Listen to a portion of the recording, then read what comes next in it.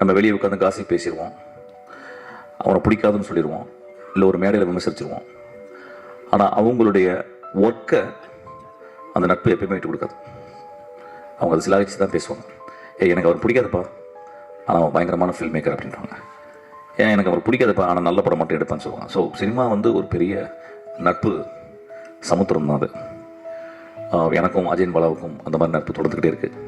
அப்படி ஒரு நட்பு இருக்கிறதுனால தான் வெற்றிமாறன் வந்து அஜயன் பாலாவை கூடவே வச்சுக்கிட்டு வெற்றிமாறன் திறந்த அந்த நூலகத்துக்கு ஒரு படிப்பாளியும் ஒரு பண்பாளனையும் ஒரு உண்மையாக இருக்கிற ஒரு மனிதனையும் வந்து அதை பார்த்துக்க சொல்லி வெற்றி அஜயன் பாலாவை அஜயன் பாலாவுடைய வாழ்க்கையில் மிக முக்கியமான ஒரு பொறுப்புன்னு நினைக்கிறேன் ஆக்சுவலி.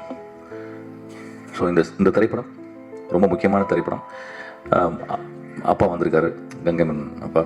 நான் அவர் தான் ரீசெண்டாக அவர் கூட இருந்து ஒரு முழு நாள் அவர் கூட இருந்த ஒரு பேரனுபவம் எனக்கு கிடச்சிது.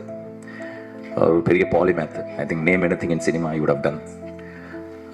அவருடைய நட்பு கிடச்சது எனக்கு பெரிய இந்த இயற்கை எனக்கு கொடுத்த வரணும்னு நினைக்கிறேன். அப்போ இங்கே பேசும்போது